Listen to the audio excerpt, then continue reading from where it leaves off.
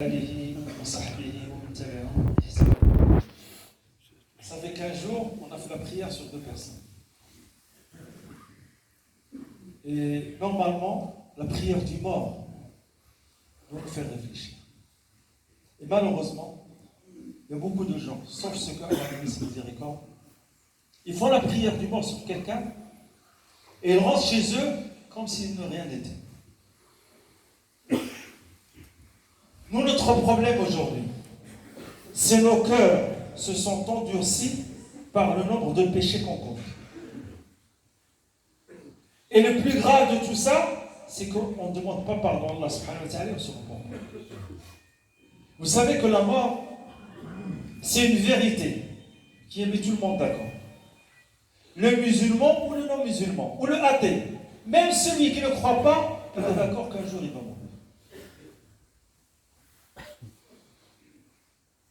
Un jour, le prophète sallallahu alayhi wa sallam, il a fait la prière sur un de ses compagnons, alayhi salatu wa sallam. Et quand il a été enterré, le prophète il est resté debout devant la tombe de cette personne. C'est le prophète sallallahu alayhi wa sallam, notre exemple. Il a pleuré, alayhi salatu wa sallam, jusqu'à mouiller sa barbe. Pourquoi il a pleuré? Et il a dit, c'est pour ça qu'il faut œuvrer. Est-ce que nous, au jour d'aujourd'hui, on œuvre vraiment pour le delà? Malheureusement, la plupart des gens œuvrent pour la vie ici. Malheureusement. Et pourquoi le prophète sallallahu alayhi wa sallam, il nous a enseigné d'évoquer la mort? Rasoul sallallahu alayhi wa sallam nous a enseigné d'évoquer la mort pour se préparer pour le jour où on va quitter la vie de ce moment. Il y a beaucoup de gens qui pensent que la mort, il est destiné pour les autres. Il y a même des gens qui se disent, le prophète sallallahu alayhi wa sallam a dit que la vie de ma communauté, elle est entre 63 et 70 ans. Il a 20, 30, 40, 50 ans, ici, moi j'ai le temps. Tu peux mourir tout à l'heure. Et j'ai dit que ça fait 3 ou 4 mois, il y a un monsieur, il a fait la prière de l'Asr, il est sorti de la mosquée, une voiture qui l'a percuté, il est mort sur le coup. Si la mort aujourd'hui est à dépasser pour atteindre quelqu'un d'autre, la prochaine fois, elle va dépasser l'autre pour venir vers toi. Il faut qu'on soit clair. Et la mort, chacun de nous doit faire en sorte pour se préparer pour la mort. Rasoul sallallahu alayhi wa sallam, il nous donne le sens de hadith. Évoquer le destructeur des passions. Et le problème de la mort, c'est que la plupart des gens, quand ils sont en train de mourir, qu'est-ce qu'ils disent à Allah? C'est un verset du Coran. Fais-moi revenir sur terre, pourquoi? Pour que je fasse les bonnes actions. Est-ce que c'est possible? C'est pas possible. La plupart des gens pensent que quand il va mourir, Allah il va lui donner un délai pour qu'il revienne sur terre. Impossible. Les gens qui sont dans leur tombe, c'est quoi leur souhait? Leur souhait, c'est une seule chose: revenir sur terre et faire deux rak'at et mourir. Nous, au jour d'aujourd'hui, on a le temps de faire beaucoup d'actions, mais on n'œuvre pas. On se contente du minimum. On se dit, alhamdoulilah, tout va bien. On va aller tous au paradis. Et le plus, c'est pas ça.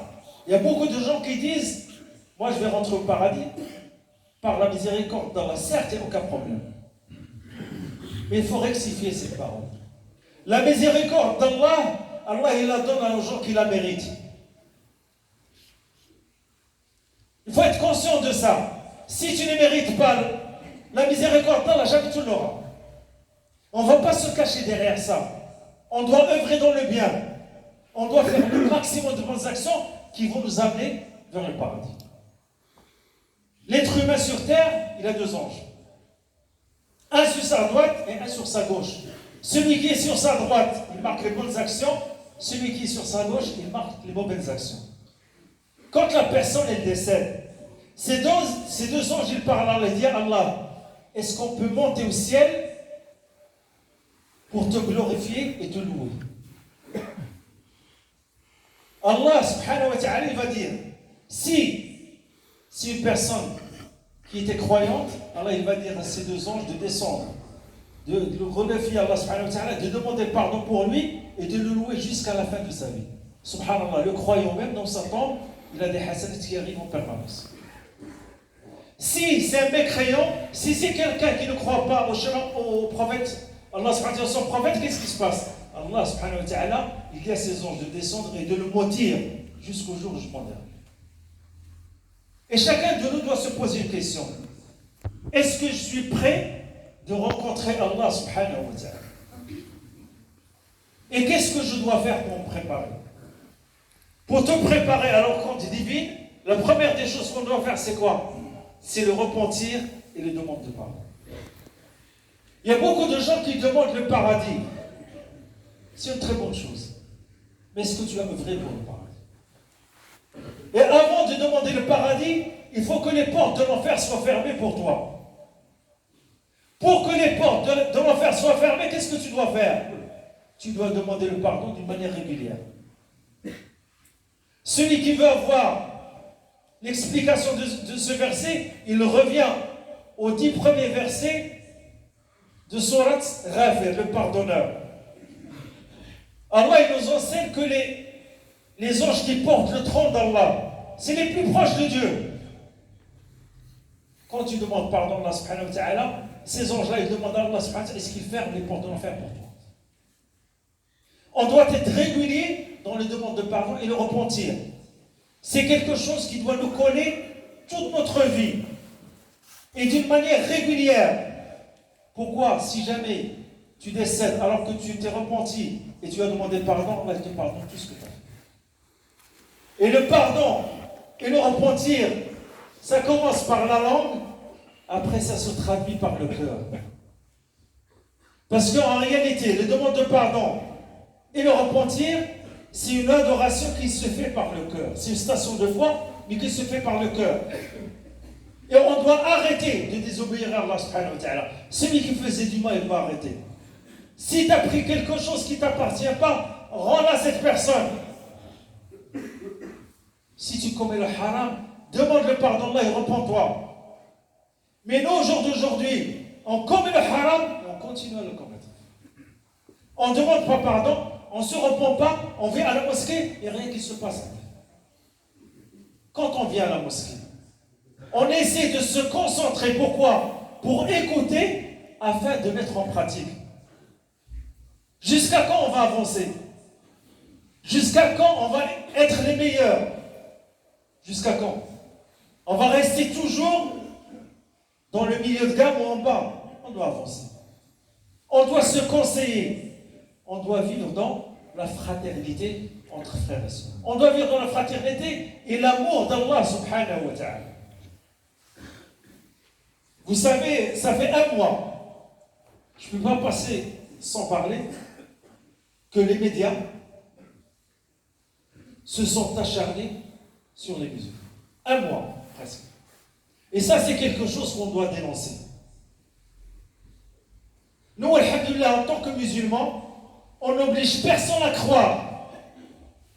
Allah, il nous dit dans le verset, فَمَنْ شَاءَ فَلْيُؤْمِنْ وَمَنْ شَاءَ فَلْيَكْفُرْ. Celui qui veut croire, il croit. Celui qui ne veut pas croire, il ne croit pas. Mais par contre, il y a des choses qu'on doit faire. La première des choses qu'on doit faire, chacun de nous doit saisir le CSA. Pourquoi? Par rapport aux gens islamophobes qui sont en train de nous attaquer. Et de nous rabaisser. Parce que le CSA, chacun d'entre nous paye. Donc il faut que cette chaîne soit condamnée. Pour que ces gens-là ne seront plus sur le plateau. La deuxième des choses, on doit interpeller nos élus. On est dans l'obligation de les interpeller. Ils sont là, payés pourquoi? Pour notre sécurité. Et je demande, moi d'ici, à ce que les lieux de culte musulmans en France soient sécurisés. À ce que les musulmans soient sécurisés aussi. On n'a rien demandé à personne. On veut vivre notre foi en France avec le respect envers tout le monde. Mais des gens qui nous insultent, qui nous rabaissent, on doit les traduire en justice. C'est normal. La troisième des choses, quelqu'un qui a subi une injustice islamophobe, il y a un conseil contre l'islamophobie. Il doit le saisir.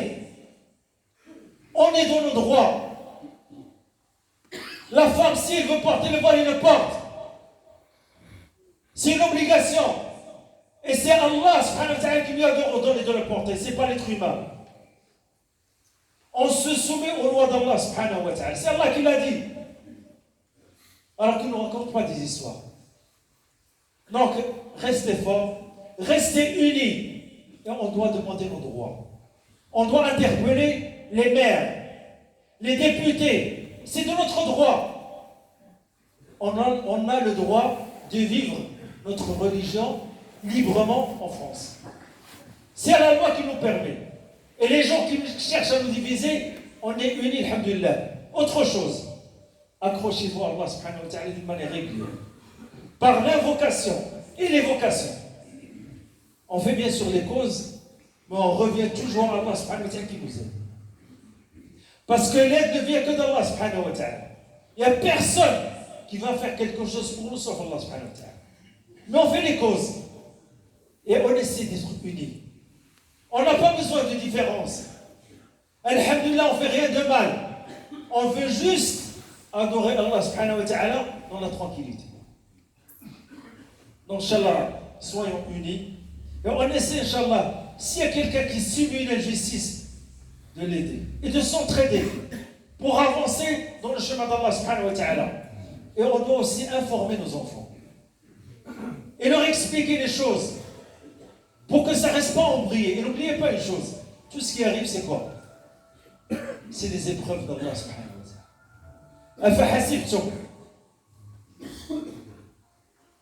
أنما خلقناكم عبثا وأنكم إلينا لا ترجعون أحسب الناس أن يقولوا آمنا وهم لا يفتنون. Est-ce que vous pensez dire croire alors qu'il n'y aurait pas d'épreuve? C'est impossible. Alors qu'on a éprouvé les gens qui étaient avant eux pour savoir quoi? Les véridiques des menteurs. Allah il t'éprouve et regarde comment tu vas réagir. Et nous, alhamdulillah, on réagit quoi? Par l'intelligence, par la sagesse, par la patience. Récemment, il y a une mosquée qui a été attaquée. Qu'est-ce qu'on a entendu? C'est un attentat. Non, ce n'est pas un attentat, c'est un déséquilibré. Subhanallah. Le vrai devient faux et le faux devient vrai. On demande à Allah subhanahu wa ta'ala à ce qu'il guérisse ces deux personnes, ces deux fidèles. Et on demande à Allah subhanahu wa ta'ala à ce qu'il soit avec eux. Et on demande à Allah subhanahu wa ta'ala à ce qu'il nous facilite son chemin. Et à ce qu'on suit le chemin du prophète Mohammed sallallahu alayhi wa sallam, bien sûr dans son comportement. اللهم اهدنا فيمن هديت وعافنا فيمن عافيت وتولنا فيمن توليت وبارك لنا فيما اعطيت وقنا سوء وشر ما قضيت انك تقضي بالحق ولا يقضى عليك انه لا يذل من وليت ولا يعز من عاديت تبارك ربنا وتعالى. اللهم ارحمنا وارحم والدينا وارحم من علمنا. اللهم اغفر للمؤمنين والمؤمنات والمسلمين والمسلمات الاحياء منهم والاموات. اللهم لا تدع لنا في مقامنا هذا ذنبا الا غفرته ولا عيبا الا سترته ولا ميتا الا رحمته ولا حاجة من حوائج الدنيا لك فيها رضا ولنا فيها صلاح إلا أعنتنا على قضائها. Il y a des gens qui nous ont demandé de dua.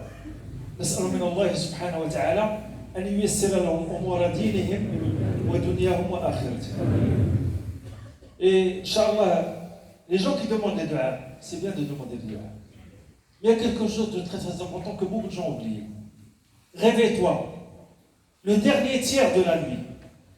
L'invocation, elle est exaucée. Et demande à Allah subhanahu wa ta'ala ce que tu veux. D'accord? Pour qu'on soit correct, réveille-toi le dernier tiers, c'est le hadith du prophète sallallahu alayhi wa sallam. Et demande à Allah ce que tu veux. Allah, il est là, il t'écoute. Allah, il descend au premier ciel. Mais malheureusement, à ce moment-là, les gens sont en train de dormir. Et ils demandent aux autres qui font des invocations pour eux. ونصلي ونسلم على خيرة خلقك سيدنا محمد وعلى آله وصحبه أجمعين. سبحان ربك رب العزة عما يصفون وسلام على المرسلين والحمد لله رب العالمين.